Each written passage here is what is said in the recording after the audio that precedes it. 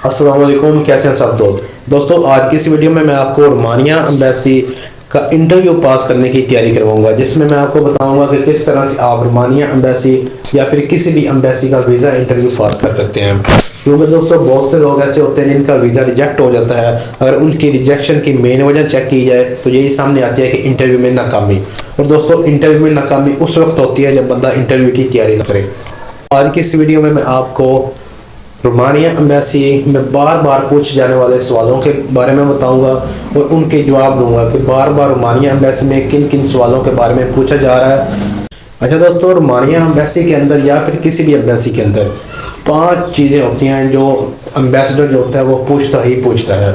5 चीज़ों में सबसे पहले जो पार्ट 1 होता है उसमें वो पूछता है अबाउट माई सेल्फ, मतलब अपने ज़िंदगी के बारे में। जो बंदा इंटरव्यू देने वाला होता है उसके ज़िंदगी के बारे में, उसका नाम, उसकी फैमिली के बारे में, उसकी उम्र, ये हर चीज़ वो पूछता ही पूछता है। उसके अलावा दूसरा पार्ट में आता है उसकी फैमिली डिटेल, उसकी जो फैमिली में है, फैमिली कितने मेंबर हैं, उसके बहन भाई कितने हैं, या फिर मतलब फैमिली के डाटा जो होता है वो पूछता है। इसके अलावा तीसरे नंबर पार्ट होता है जॉब रिलेटेड, मतलब कि जो आपकी इधर पाकिस्तान में जो जॉब है या फिर पाकिस्तान में जो काम करते हैं उसके बारे में, उसकी कंपनी के बारे में, मालिक के बारे में, ठीक है। और फिर इसके अलावा जो रोमानिया में आपने जाकर काम करना है उसके बारे में वो लाजमी पूछता है। इसके अलावा जो चौथा पार्ट है वो होता है रोमानिया के बारे में। रोमानिया आप क्यों जा रहे हैं, रोमानिया का वेदर कैसा है, या फिर रोमानिया मतलब हर चीज़ रोमानिया के बारे में, रोमानिया का कैपिटल क्या है, उसके प्राइम मिनिस्टर का नाम, कंपनी के ओनर का नाम, ये चीज़ें वो पूछेगा। इसके अलावा जनरल क्वेश्चन होते हैं एम्बेसी के बारे में। दोस्तों ये 5 पार्ट होते हैं। अगर बंदा एक तरतीब से इन्हें याद करे तो इंशाल्लाह कोई भी बंदा जो जिसे इंटरव्यू के पता ही नहीं है कि इंटरव्यू होता कैसा, इंशाल्लाह उसका भी इंटरव्यू 100% ठीक होगा। तो आज की इस वीडियो में मैं आपको पार्ट 1 जो होता है अबाउट माई सेल्फ, इसके बारे में बताऊँगा कि इसमें जो जो सवाल हाल ही में जो पूछे गए हैं या फिर इससे पहले जो चंद सालों में अबाउट माई सेल्फ के जो जो एम्बेसी के अंदर पूछे गए हैं या फिर जो पूछे जा सकते हैं, उनके बारे में आज की इस वीडियो में मैं आपको बताऊंगा। आपको पार्ट 1 यानी कि अबाउट माई सेल्फ, इसके बारे में मैं आपको बताऊंगा कि किस किस तरह से रोमानिया एम्बेसी में अबाउट माई सेल्फ अपने ज़ात के बारे में सवाल पूछे जाते हैं, उनके बारे में तमाम चीज़ें मैं आपको बताऊँगा। तो सबसे पहले जो सवाल आता है वो आता है कि how can I help you, या फिर इसके अलावा सवाल आ सकता है कि वाई यू केम हेयर,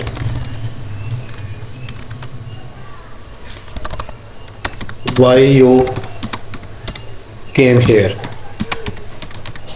अच्छा, ये 2 सवालों पूछता है। बहुत दफ़ा उसने ये पूछे हैं कि आप how can I help you, कि मैं आपकी क्या मदद कर दूँ, या फिर इसके अलावा कि वाई यू केम हेयर, आप यहाँ आज क्यों आए। तो इसका जो आपने जवाब देना है वो ये देना है कि sir today I am here for the visa interview and I need your support, so please take my interview. कि सर आज मैं यहाँ पर वीज़ा इंटरव्यू देने के लिए आया हूँ और मुझे आपकी सपोर्ट की ज़रूरत है, तो प्लीज़ आप मेरा इंटरव्यू करें। तो इसके अलावा सवाल है कि हाउ डू यू डू, या फिर हाउ आर यू। अच्छा, इसमें एक चीज़ कॉमन है कि हाउ डू यू डू और व्हाट डू यू डू। अब हाउ डू यू डू का मतलब होता है कि आप कैसे हैं, और व्हाट डू यू डू का मतलब होता है कि आपका काम क्या है। तो ये मतलब बहुत से लोग जो होते हैं वो दोस्त कंफ्यूज हो जाते हैं इसमें, कि वो पूछता है कि व्हाट डू यू डू और वो आगे से अपना कहते हैं कि आई एम फाइन या आई एम गुड। तो जब वो पूछता है कि हाउ डू यू डू तो उसमें अपना काम बता देते हैं। तो ये हाउ डू यू डू का मतलब यही है, I am fine, I am good. तो इसके अलावा तीसरा सवाल है tell me something about yourself, या फिर इंट्रोड्यूस योर सेल्फ।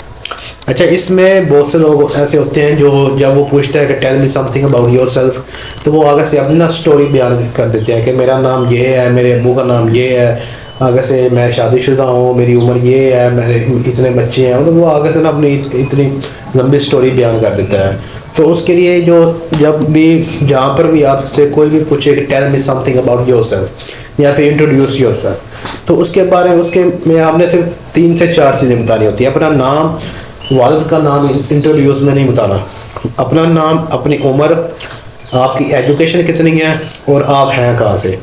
अब जैसे मेरा नाम बिलाल है तो मैं बोलूँगा sir my name is Bilal, I am 23 year old and I completed my 10th या 12th, जितनी आपकी एजुकेशन।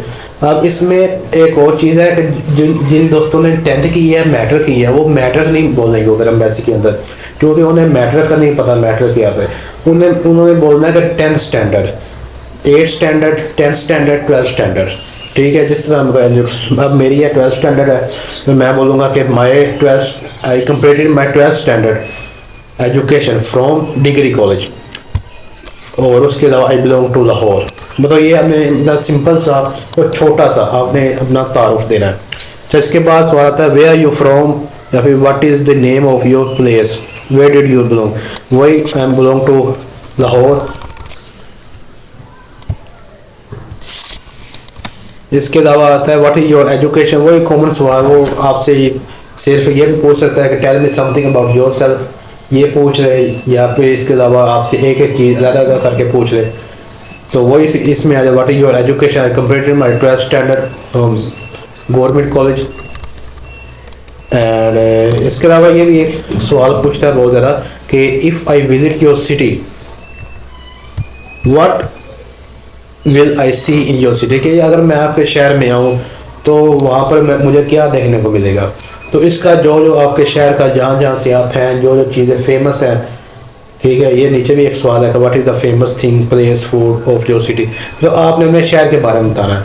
अगर मैं लाहौर से हूँ तो मैं यही बोलूँगा कि अगर कि वहाँ के अगर वो फेमस फूड पूछता है ना, जैसे ये उसने पूछी है फेमस प्लेस, तो इसमें मैं आपको वो बोलूँगा कि बादशाही मस्जिद हो गया, लाहौर फोर्ट हो गया, या फिर ये लाहौर ज़ू हो गया, ये चीज़ें जो फेमस है। इसके अलावा जो फूड का पूछ रहे तो यही बिरयानी या निहारी, ठीक है, जो चीज़ वो पूछे अपने शहर के बारे में आपने वो बतानी है। इसके अलावा अगर वो ये सवाल है कि if I visit your city what will I see in your city, तो सबसे पहले आपने कहना कि sir I welcome you in my city, कि मैं आपको वेलकम करता हूँ अपने शहर में। उसके अलावा आप उसे बताएं कि आप जो सा आपके शहर में जो फेमस प्लेस है कि सबसे पहले आएँ और आप जाके वो विज़िट करें। जैसे लाहौर में एम्पोरियम मॉल है, ठीक है, तो मैं उसे मतलब बताऊँगा अगर आप हमारे शहर में हैं तो आप मस्ट विज़िट करें इम्पोर्ट फॉर शॉपिंग के, ठीक है। इस तरह से मतलब आपने अपने शहर के बारे में इसमें बतानी है चीज़ें। इसके अलावा सवाल है व्हाट इज बर्थ, तो 1999, तो ये आप इस तरह से आपकी डेट ऑफ बर्थ है। From where did you learn English, कि आपने इंग्लिश कहाँ से सीखी, तो आप बता दें फ्रॉम स्कूल टीचर या फिर यूट्यूब, कि मैंने स्कूल टीचर से सीखी, या फिर यूट्यूब भी बता, ठीक है। From where you completed your education and what is your school name, ठीक है। अगर आप स्टैंडर्ड पास हैं तो आप अपने स्कूल का नाम बताएं कि फ्रॉम स्कूल, या फिर 12th स्टैंडर्ड पास हैं तो आप बताएं उसे कि फ्रॉम डिग्री कॉलेज, ठीक है। इसके अलावा describe your personality in 2 words, ठीक है। इसमें वो बहुत दफ़ा पूछ रहे हैं describe your personality in 5 words या 2 वर्ड, जिसने भी पूछे आपने वो बताया कि I am good, nice, honest and hard worker, वो जो बता दें आप 2-3 चीज़ें। Do you have any hobby, what are those, ठीक है, कि आपकी कोई हॉबी है। अच्छा, इसमें बहुत चीज़ें कॉमन होती हैं कि आपने जो भी अपनी हॉबी बतानी है ना, आपको उसके बारे में इल्म भी होना चाहिए। अगर आप बताते हैं ना कि वाचिंग मूवीज़, तो आपको पता हो कि आप कौन सी मूवी देखते हैं। अगर वो पूछते हैं, आप कहते हैं कि my hobby is watching movies, तो वो पूछ लेगा कि व्हाट टाइप ऑफ मूवीज़, ठीक है। अब वो आप आगे से मतलब बोलेंगे हॉरर मूवीज़ या रोमांटिक मूवीज़, तो वो आगे से उसका नाम भी पूछ सकता है, मतलब वो कुछ भी पूछ सकता है। मतलब इसलिए कि जो भी आपने अपनी हॉबी बतानी है, क्रिकेट बताएंगे तो उसके बारे में आपको इल्म होना चाहिए कि एक टीम में कितने प्लेयर होते हैं। उसके अलावा आप बैट्समैन हैं, बॉलर हैं, आखिरी लास्ट जो एशिया कप है वो किसने जीता, इस तरह से मतलब वो हॉबी के रिलेटेड कुछ भी पूछ सकता है। तो इसलिए जो आपने हॉबी बतानी है वो आपने कोशिश करनी है कि आपको उसके बारे में मुकम्मल इल्म हो। तो इसके अलावा ये सवाल है कि what is your religion, are you Muslim, yes I am Muslim sir, and do you have any religious affiliation, कि आपका कोई मजहबी जमात के साथ ताल्लुक़ है, तो आपने नो कहना, नो आई डू नॉट है। And what is your favourite political party, तो इसमें आपका जब फेवरेट पॉलिटिकल पार्टी पूछ लेगा, अगर आपका PTI है या नून लीग है, आपने वो कोई भी नहीं बताना, आपने यही उन्हें बताना है कि I am not interested in politics, ठीक है। उसके अलावा ये are you involve any political activity, no I do not have, I have no interest in politics. And इसके बाद ये सवाल है कि how you can manage your prayers if they do not give you time for it, कि आप अपनी जो नमाजें होगी उसे उन्हें किस तरह से मैनेज करेंगे अगर आपको जो कंपनी है वो टाइम नहीं देती। तो उसका आपने जवाब देना कि I will offer my prayers in break time, but I am sure they will allow me to offer my prayer, कि मैं अपनी जो नमाज़ें हूँ मैं अपने ब्रेक टाइम में मैं अदा कर लूँगा, पढ़ लूँगा, लेकिन मैं इस चीज़ से मुतफिक हूँ या श्योर हूँ कि वो मुझे अपनी नमाज़ें अदा करने का मतलब टाइम देंगे। ठीक है। इसके अलावा सवाल है कि in Romania most people are Christian, then how will you survive there. ठीक है, कि इसमें ये भी पूछ सकता है वो कि 99% people Christian in Romania, 80 to 90% people Christian in Romania, so how can you survive there। ठीक है, या फिर वो पूछ लेता है कि what is culture of Romania, तो 80 to 90% पीपल आर क्रिश्चियन, ये आपने बताना। तो इसमें जब वो आपसे पूछेगा कि आप मुस्लिम हैं और वो वहाँ पर जो रोमानिया में बहुत से मतलब 80 to 90% पीपल क्रिश्चियन है, तो आप किस तरह से रहेंगे। तो आपने उधर से बताना है कि our religion says we can live together, we can eat together. In my case, I have many Christian friends. They are all very nice and polite.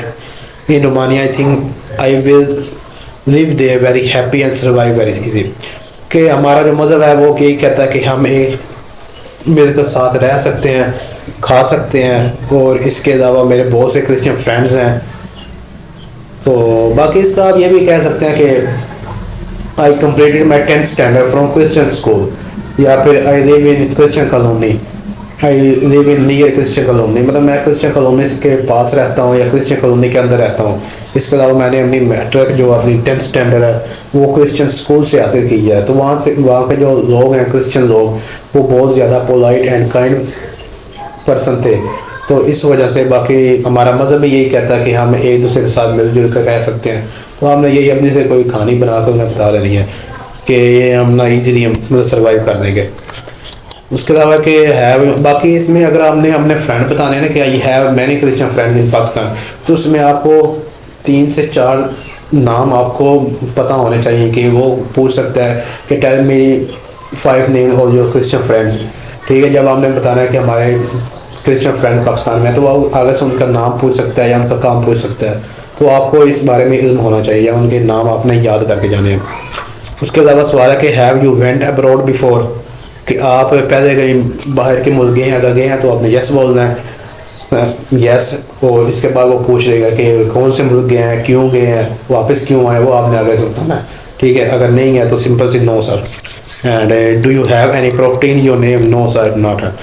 And what will you do in Romania, कि आप Romania क्यों जा रहे हैं। इसमें आपने अपना काम बताना है, जिस काम में आप जा रहे हैं वो आपके वर्क परमिट के ऊपर मेंशन होगा कि आप लेबर हैं, अनस्किल्ड वर्कर हैं, स्किल्ड वर्कर हैं, या वेडर हैं, शेफ हैं, मतलब जो भी है ना, प्लम्बर है, आपने वो बताना sir I work as a plumber, I work as a unskilled worker, ये आपने बताना है। बाकी दोस्तों यही सवाल से जो माई सेल्फ मतलब अपनी ज़ात के बारे में रोमानिया एम्बेसी में पूछे जाते हैं।